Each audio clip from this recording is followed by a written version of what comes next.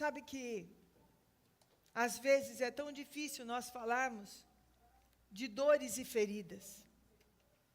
E que isso pode estar ligado, e mesmo que não estiver, as dores, feridas, momentos de aflição fazem parte da nossa vida. Nós evitamos falar essas coisas. Queremos sempre falar do dia bom, do dia da vitória, de que Deus está conosco, e é verdade. Nós falamos só do dia que Ele nos restaura, que Ele nos revigora, que Ele dá aquilo que nós queremos, e nós passamos, todos nós. Alguém aqui nunca passou por momentos de aflição? Se tem alguém, levanta a tua mão. Deve ser alguém que nem a Thalita, por exemplo, que tem 1 ano de idade, então ainda não teve talvez um momento de aflição na vida dela. Que vai fazer 1 ano no final do ano, né? Ainda nem tem 1 ano. Mas nós não gostamos de falar sobre isso. Como se isso fosse atrair algo ruim. Como se isso fosse uma injustiça. Como se os filhos de Deus tivessem alguma promessa para a gente estar dentro de uma redoma totalmente lacrada. E para os filhos de Deus só acontece coisas boas. Um caminho de rosas. Amado, me fala onde está isso na Bíblia. O que eu me lembro da Bíblia é uma palavra como essa de Oséias. E que chama que no momento da nossa dor, nos voltarmos para Deus, no momento de uma aflição, no momento de uma injustiça, no momento de algo que nós não esperamos. Eu olhei para você, Adriano, e lembrei de um momento de grande aflição da sua vida. Um casamento marcado. Do nada, sem uma explicação lógica, perde o emprego. Eu lembro o quanto você se manteve fiel, mas o quanto aquilo foi angustiante para você, não foi? E depois, Deus mostrou que no meio da luta Ele estava contigo. Deus deu tudo que vocês precisavam. Não faltou nada. Faltou algum dia, Tati? Nada. Se eu for falar das histórias que nós temos aqui, é que eu olhei para o Adriano agora, eu lembrei desse momento de grande aflição. Mas na nossa cabecinha, é como assim, não, somos filhos de Deus, não, nunca vamos passar nada difícil, nunca vamos ter dias de aflição, ter dias de que não entendemos o que está acontecendo, por que está acontecendo, porque a gente sempre busca o porquê, né, gente? Hoje eu vou falar de 3 porquês para você aqui. E talvez no momento que você passe por uma aflição, você entenda melhor esses momentos da sua vida. Mas nós temos que entender que Jesus nos avisou, no mundo tereis aflição, mas tem de bom ânimo, eu venci o mundo. E Ele fala também, nunca vou deixar você. Se você está passando no vale, eu estou no vale com você. Se você está no dia de glória, eu estou no dia de glória com você. Eu nunca te abandonarei. Às vezes, nos dias de aflição, já aconteceu isso comigo, gente, não sei você. Eu sou sincera demais aqui. Devia ser menos, né?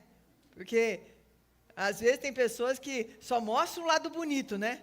Aquele lado que está meio passando pelos dias de provação, a gente foi embaixo do tapete. Mas eu tive momentos de aflição na minha vida que claramente eu vi que era uma repreensão de Deus por decisões erradas. Isso não tinha problema. Mas quando eu estava fazendo tudo certinho,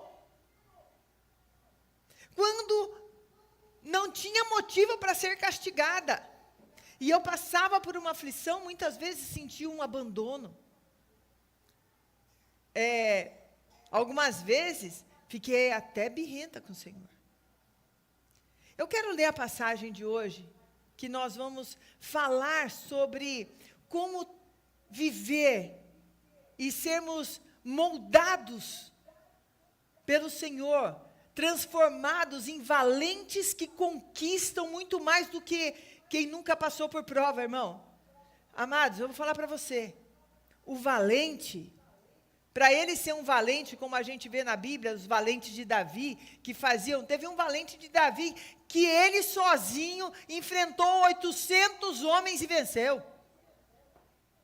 Eles venciam gigantes.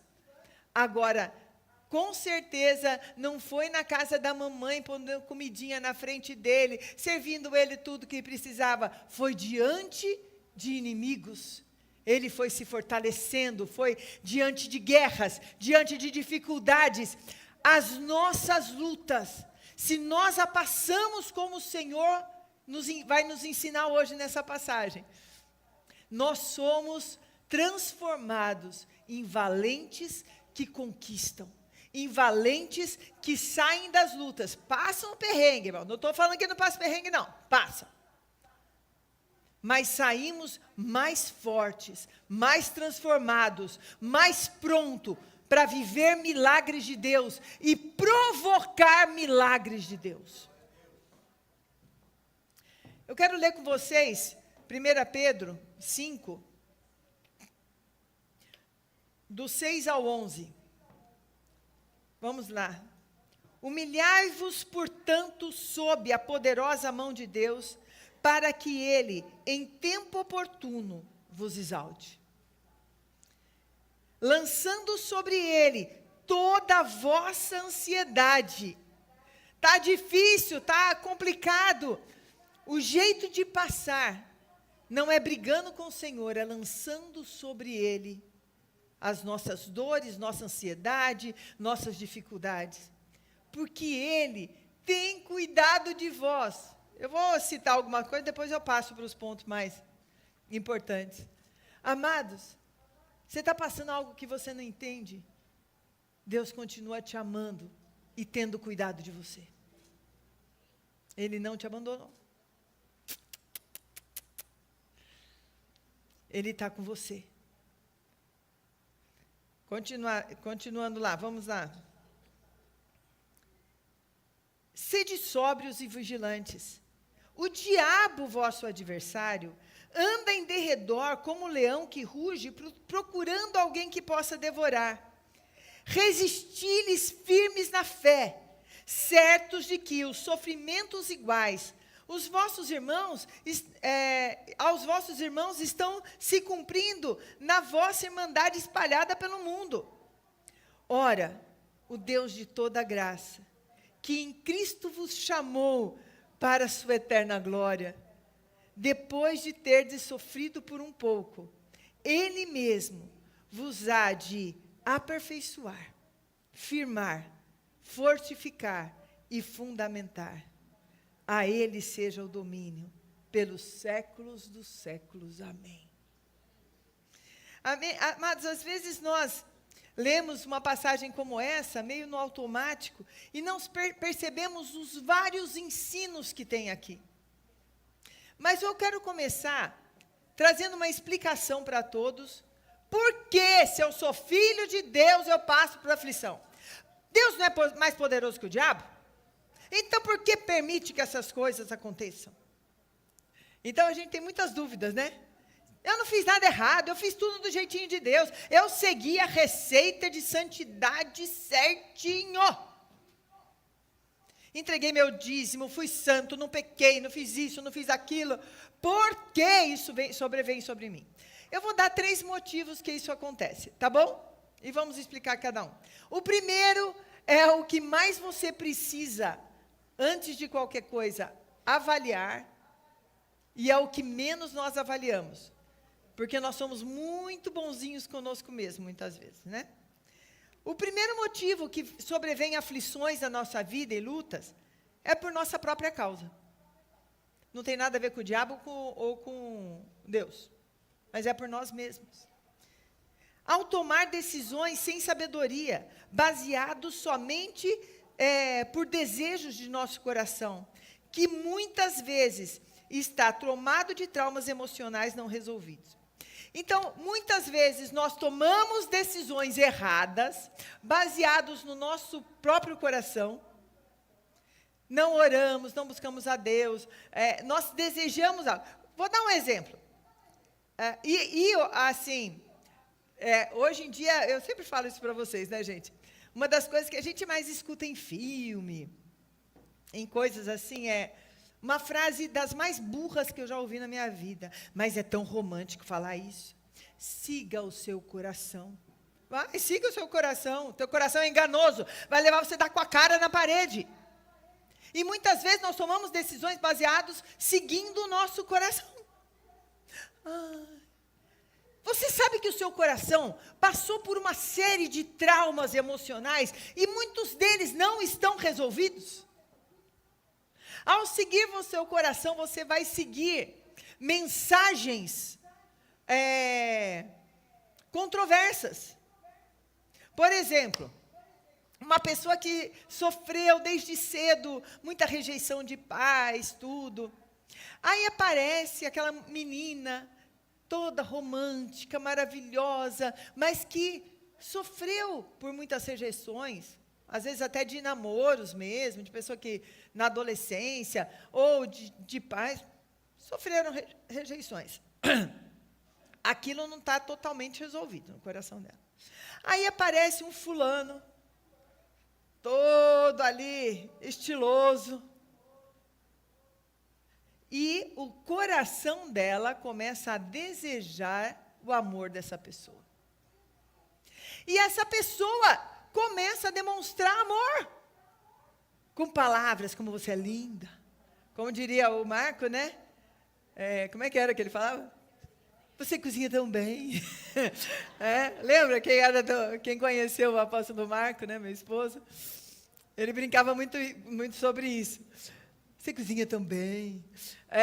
Começa a encher essa pessoa de elogios e ela se transforma cega para tudo que está ao redor e toma a decisão de se lançar no relacionamento que, de repente, tem indícios claros de falta de caráter. É uma pessoa que ele já passou todo mundo da escola, ele já passou por todo... Não, é porque agora ele me encontrou o amor. Olha a minha cara.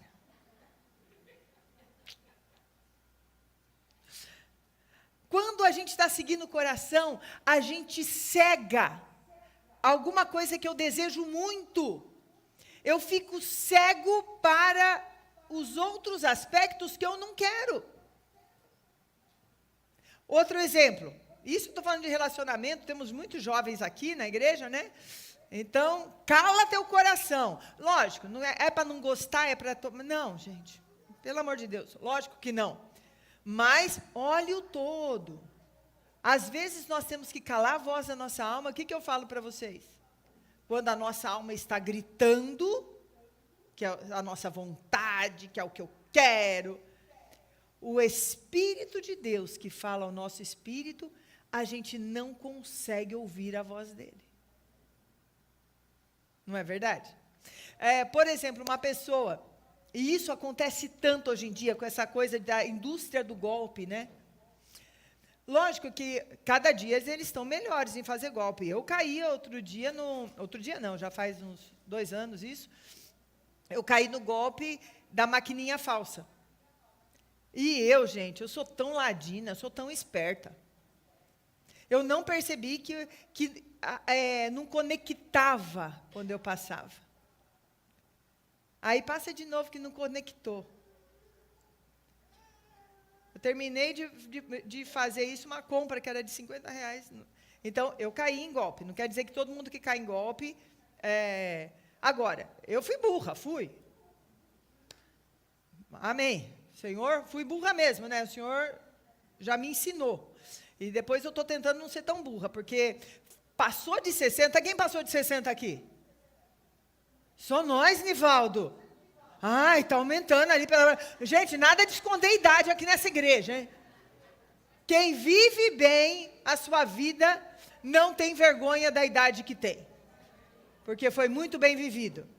Não tem essa história de, esconder idade. Gente, a nossa cara fala. Não adianta você esconder. Se a cara não falar, a mão vai falar, o pescoço. Alguma coisa vai denunciar a sua idade. Então, não adianta você esconder. Quem passou de 60, você recebe tentativa de golpe o dia inteiro. Estou mentindo, gente? Pelo celular? Parece que ele já vem. Esse daqui, passou de 60. É inocente. Porque quando a gente era jovem não existia essas coisas, né? Mas o que acontece? Sabe quem são as pessoas que mais caem em golpes? Não estou dizendo que todo mundo cai por causa disso. Mas em golpes, não do engano, mas assim, olha, coloca teu dinheiro aqui porque você vai ganhar tanto. Olha, compra esse terreno que eu estou vendendo na Lua, porque agora os foguetes vão começar a ir para lá, e quem tiver terreno lá vai ficar rico. Sabe por que nós caímos em golpes assim? Porque existe dentro de nós, no nosso coração, o pecado da cobiça, de querer ganhar dinheiro fácil. A maioria das pessoas que entram em golpe e negócios ruins é porque tem dentro do coração a cobiça. Então, o primeiro motivo da gente ter problemas são decisões erradas. Vamos pedir perdão. Quando você tomou uma decisão errada, você está passando por aflição, Deus te abandona? Não. Ele vai passar com você. Ele vai te dar uma saída. Mas você vai passar por um tempo de uma surrinha. Para você aprender. Não ser burro. Como eu fui. Para você aprender a nunca mais cair. E isso, gente, em várias áreas da nossa vida, tá? Em várias áreas. Segundo motivo que nós passamos por aflição é por causa do Senhor mesmo. Eu quero ler com vocês uma passagem que está em Hebreus 12, do 6 ao 8. Essa passagem também é uma das que a gente pula, né, na Bíblia. A gente não gosta de ouvir. Porque o Senhor corrige a quem ama, e açoita, quer dizer, dá uma surra a todo filho a quem recebe. É para a disciplina, é para a disciplina que perseverais. Deus vos trata como filhos. Pois que filho há que o pai não corrige? Mas, se estáis sem correção, de que todos se têm tornado participantes, logo sois bastardos e não filhos. A correção de Deus é para você se alegrar. Deus não desistiu de você. Ele ainda te chama de filho. Ele ainda quer te trazer de volta para o caminho. Pois eles nos corrigiam por pouco tempo. Segundo melhor lhes parecia. Deus, porém, nos disciplina para aproveitamento, a fim de sermos participantes da sua santidade. Olha que coisa linda, gente. Tem aflição que vem na nossa vida, sim, por causa do Senhor. Ai, Deus não faria isso. Faria porque Ele te ama. Quem às vezes tem que disciplinar seu filho? Põe de castigo, fala não. Não faz isso na frente da gente que é avó, tá? Porque a gente vai defender eles mesmo. Certo, Fernando? A gente sabe que eles fizeram errado, mas quando eles começam a chorar, a gente vai defender. E não adianta brigar com a gente, nós temos direito adquirido. Porque nós já aguentamos o nosso filho, a gente aguentou, agora eles só estão aguentando o que a gente já aguentou. Então a gente já tem o direito adquirido de ter criado eles bem. Ouviu, Bia e André? Ouviu? Os santinhos. E eles só são desse jeito porque são seus filhos, porque eu tenho o mesmo DNA. São. Ah, os avós, isso mesmo. Vamos fazer o clube dos avós aqui, a defender. O que acontece é que Deus, Ele continua nos amando, mas o pai que ama corrige, o pai que não ama é indiferente. Eu conto, já contei para vocês algumas vezes, que quando eu trabalhava ainda como psicóloga, fazia atendimentos, e mesmo atendimentos que eu faço na igreja, os maiores problemas que eu encontrei de rejeição, de abandono, não eram nos filhos, que até tiveram uma correção mais firme, mas eram nos filhos, que os pais não perguntavam nem para onde eles estavam indo, não perguntavam, chegasse a hora que chegasse, se dormisse fora, estava tudo ok. São filhos sem correção que se sentem não amados. E Deus nos ama a tal ponto, de que Ele vê que tem áreas na nossa vida que precisam ser lapidados. Estamos muito orgulhosinhos, estamos começando a deixar a cobiça entrar, está começando a ficar muito nervosinho, porque eu falo mesmo, porque eu sou sincero. Gente, isso é sem educação, quem fala mesmo é sem educação, não é que é sinceridade não, tá? Não vamos mudar as coisas.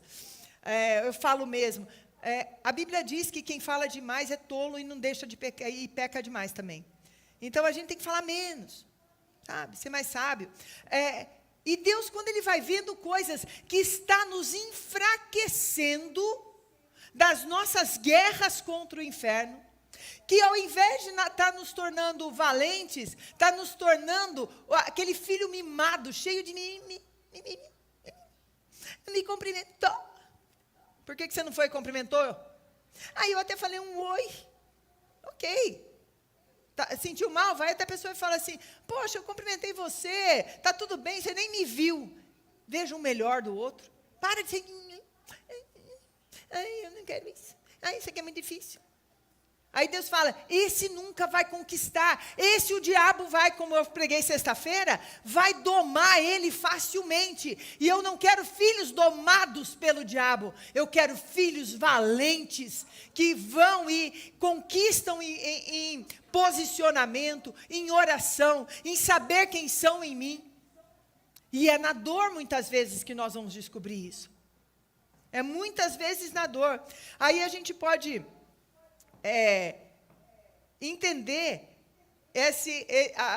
a palavra de Jó, né? Antes eu te conhecia de ouvir falar, mas agora de contigo andar. Depois da maior dor que eu... Meu Deus do céu, né? Ninguém fala que quer. Você quer ter a bênção e o espírito de Jó? Não.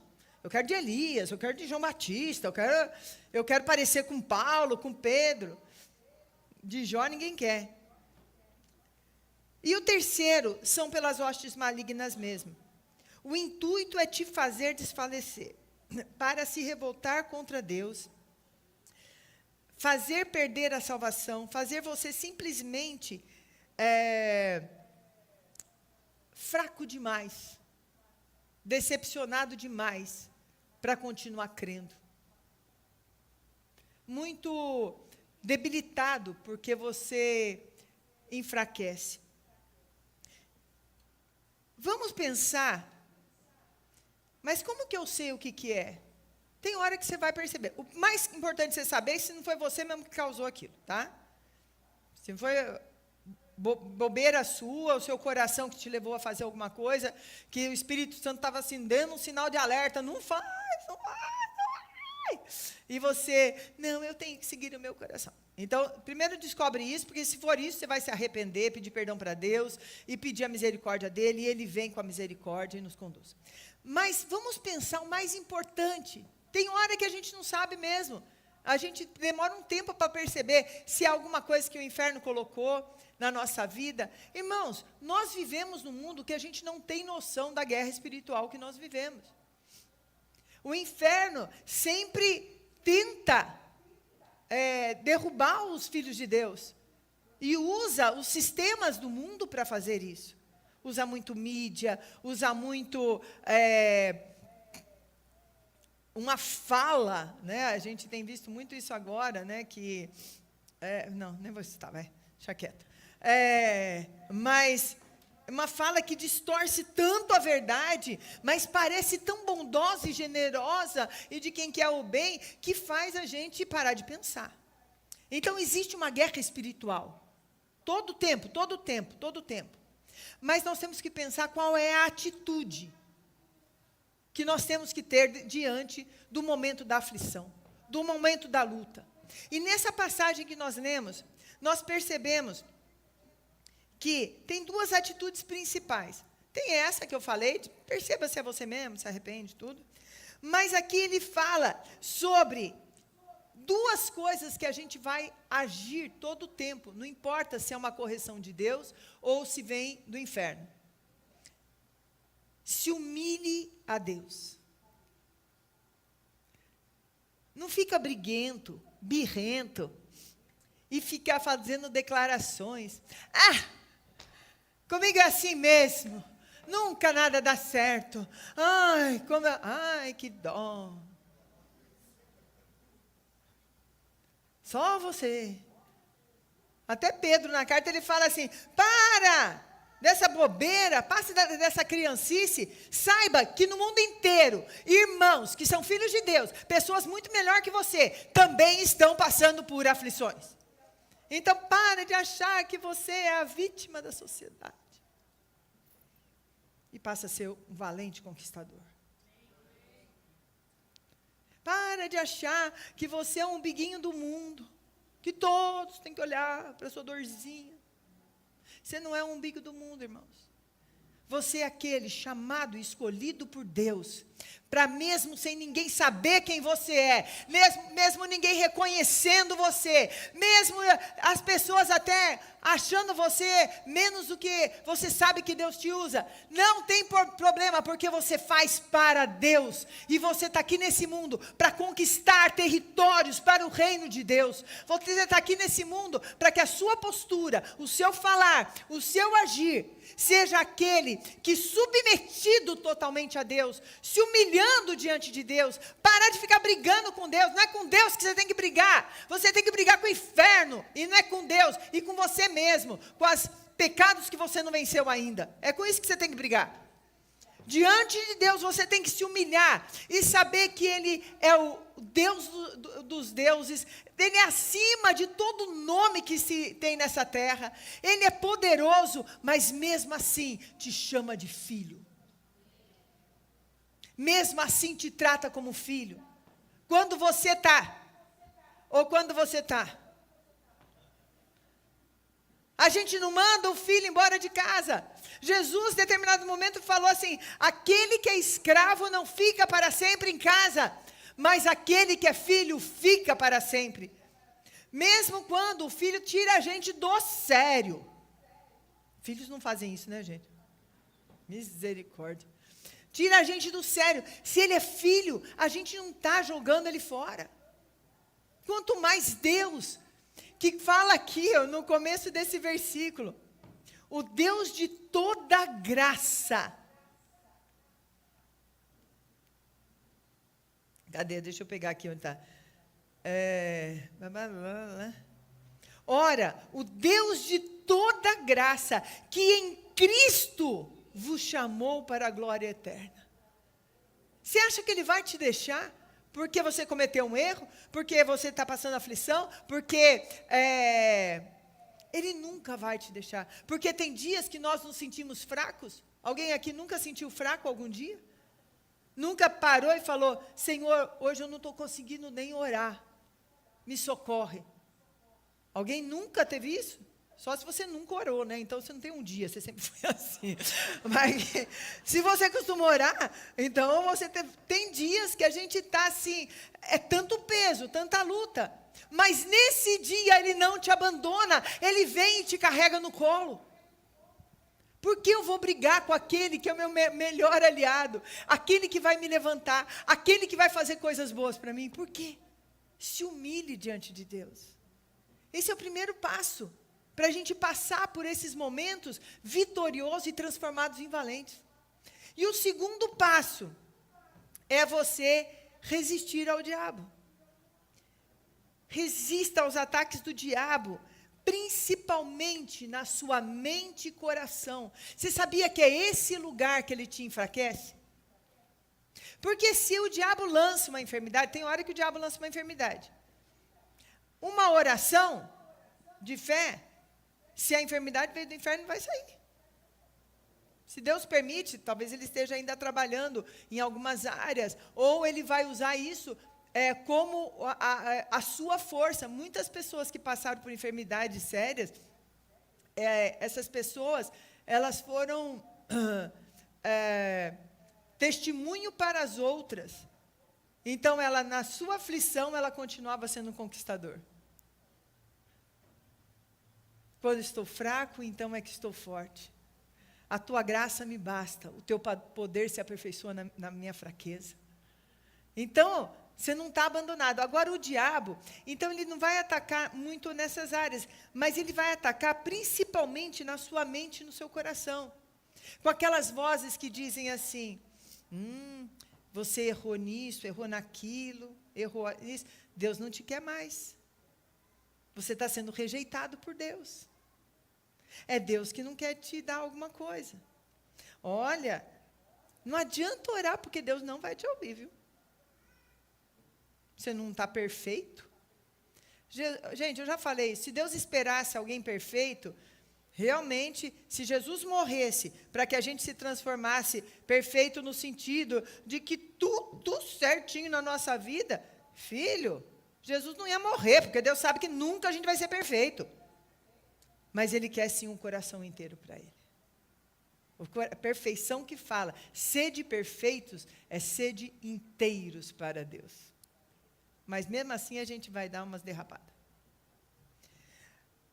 E o diabo vai lançando pensamentos de rejeitar a Deus, que Deus é esse que me faz passar por isso. Eu fiz tudo certo, que Deus é esse. O diabo vai lançando pensamentos para fazer você se afastar de Deus. E como eu falava no culto de sexta-feira, para te domar. O que é domar? Pega uma fera poderosa, transforma um tigre num gatinho. É isso que o diabo quer fazer. Transformar o tigre que você é num gatinho. Que seja inofensivo às ações do inferno. Então, irmãos, sujeitem-se a Deus e resistam ao diabo. Vai declarando a tudo que ele falar, declara as palavras que a palavra de Deus fala. Quando fala que você não é amado, que Deus não se importa, vai declarando as palavras, vai declarando. O Senhor me chama de filho. Todo aquele que recebeu a Cristo como seu Salvador, a este foi dado o poder de ser filho de Deus. De ser filho de Deus, herdeiro com Cristo. Herdeiro com Cristo.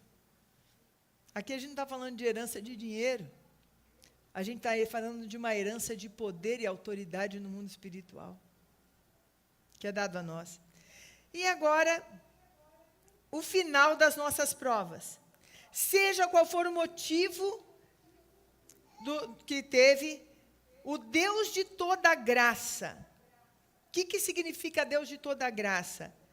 Aquele que nos oferece um favor imerecido por nos salvar. Por nos amar, por ter feito da gente filho.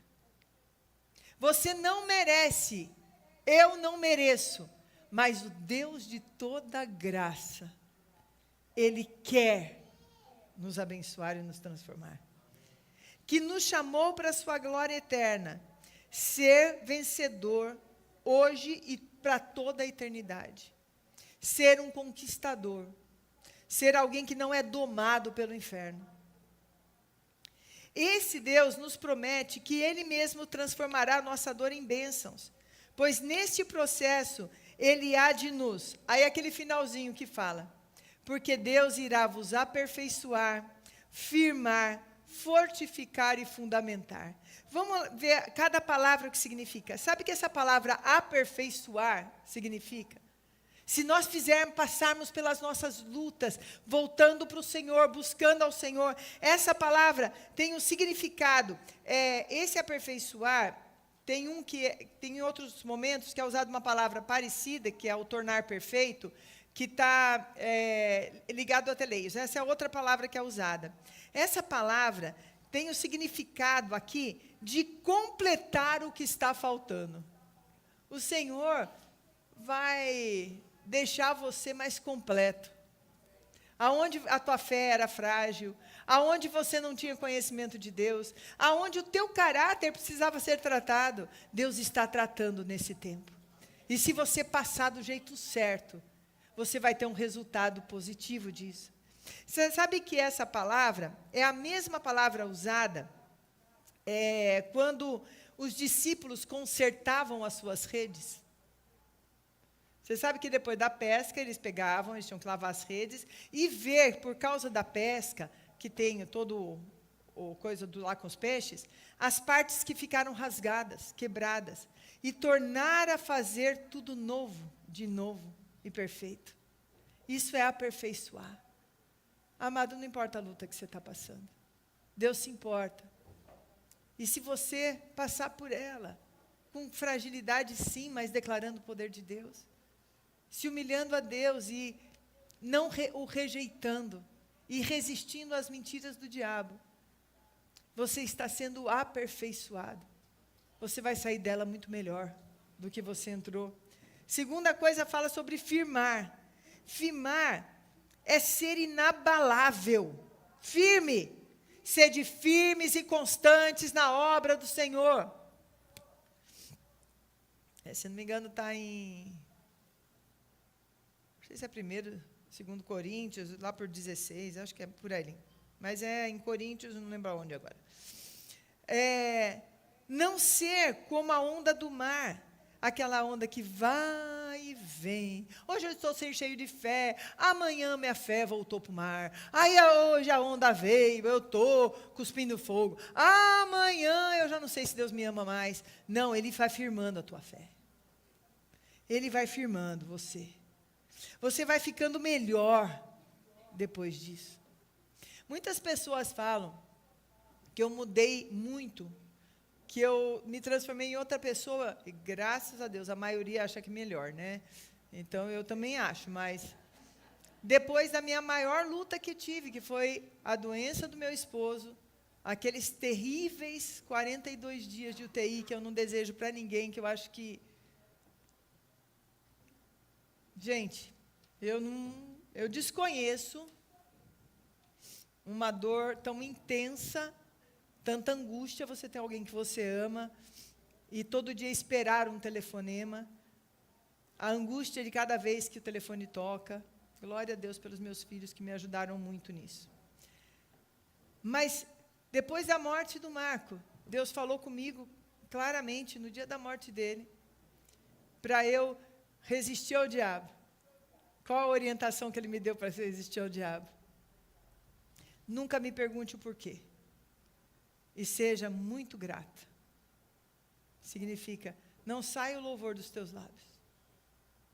E até perguntei, né? Grata, Senhor, pelo quê? E aí ele me deu a resposta. E aquele foi um momento de maior dor. Falar que eu não chorei, tive crise de ansiedade, sou normal, gente. Tinha os meus momentos a sós, porque eu nunca gostei de ficar chorando na frente dos outros. Mas eu tive momentos de grande dor, às vezes um pouquinho antes de subir no altar.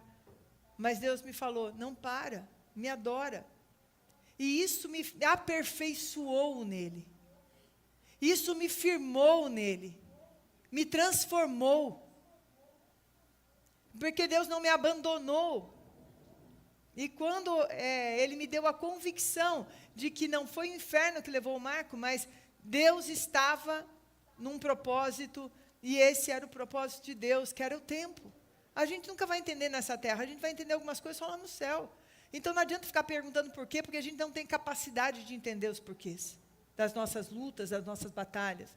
Mas a gente tem a capacidade, sim, de se manter firme e permitir que o Senhor opere em nós o que Ele quer operar pela nossa luta. Quando nós nos humilhamos diante de Deus e resistimos ao diabo, as mensagens que o diabo manda na nossa mente. Outra parte, tem que terminar rapidinho. Fortificar. Fortificar, gente. Eu quero que você pense numa pessoa que vai para a academia. Isso eu não consegui ainda, viu, gente? Olha, o Igor tentou. O Igor foi o personal, que um amor de pessoa, bom pra caramba, com uma paciência comigo.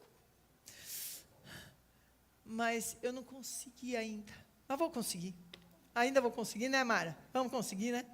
A Mara está firme e forte, né? Uma pessoa que faz muita academia, o que acontece naquele momento da academia? Ele fica mais robusto, os músculos mais fortes, certo? Ele vai se fortalecendo e ele se torna uma pessoa fisicamente mais forte.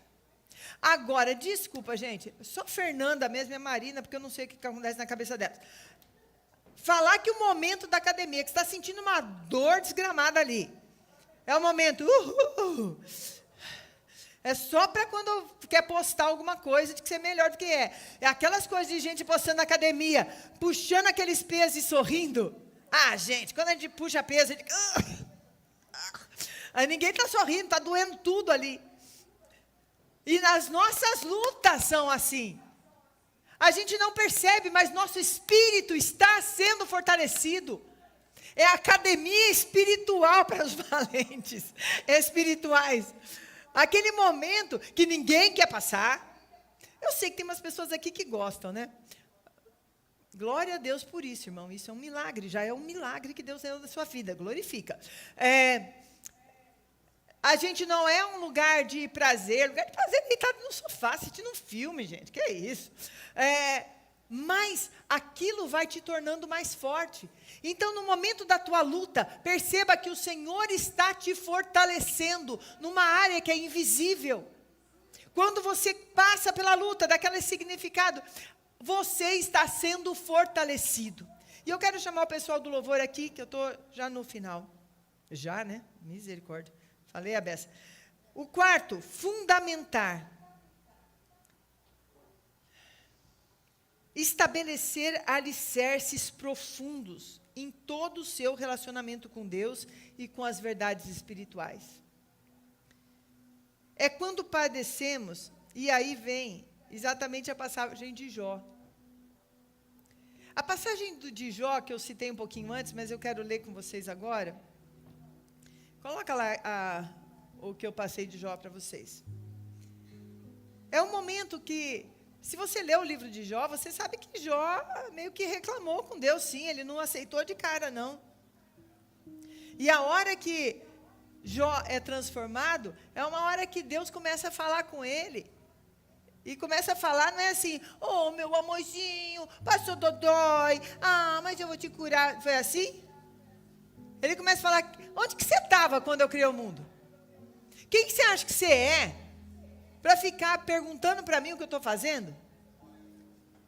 E Deus dá um discurso, falando tudo da grandeza dele, do que ele faz, e falando, filho, você quer debater comigo de verdade? Você quer mesmo debater comigo? E depois dessa correção de Deus, vem a resposta de Jó a Deus. Uma resposta que trouxe toda a restituição. Tem lutas que nós vamos ter restituições, mas também que nós vamos ter perdas irreparáveis. Essa que eu contei para vocês, que eu falei agora, desse momento, que já foram mais de 4 anos agora. Eu tive uma perda irreparável. E eu tenho que lidar com esse luto. Mas depois eu via a bondade e a misericórdia de Deus vindo na minha vida de várias formas. E Ele falando, viu, filha? Você não está só e abandonada. Eu estou contigo. Eu estou contigo. E essa passagem de Jó, que fala do 42:2, depois a gente vai ler, eu vou para resumir, né, o 2, o 4 e o 5.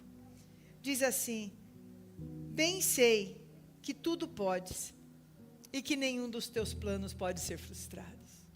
O reconhecimento da grandeza de Deus e da sua pequenez. Escuta-me, pois, havias dito, e eu falarei, e eu te perguntarei, e tu me ensinarás. Eu te conhecia, ali, volta ali para o 4 um pouquinho. Aqui é como Deus falando para ele, que diz aqui, quando ele fala assim, eu sei que o Senhor falou para mim, me escuta, me ouve no meio da tua dor. Você pode me perguntar, eu vou te conversar com você. E aí ele fala, eu te conhecia só de ouvir, mas agora os meus olhos te veem. É como se fosse a resposta para nós. Que a gente vai poder chegar hoje diante de Deus e falar, porque isso aqui não foi quando Jó foi restituído, foi antes. Ele ainda estava na dor, ele ainda estava na aflição. Então, se você está passando por uma aflição, ou teve uma aflição recentemente, mas o seu coração não foi totalmente restaurado nisso, eu quero orar hoje por você. A gente vai orar junto, para que hoje você entenda e reconheça que Deus está contigo. e que você está aperfeiçoado, você está firmado, você está fundamentado, você está fortificado.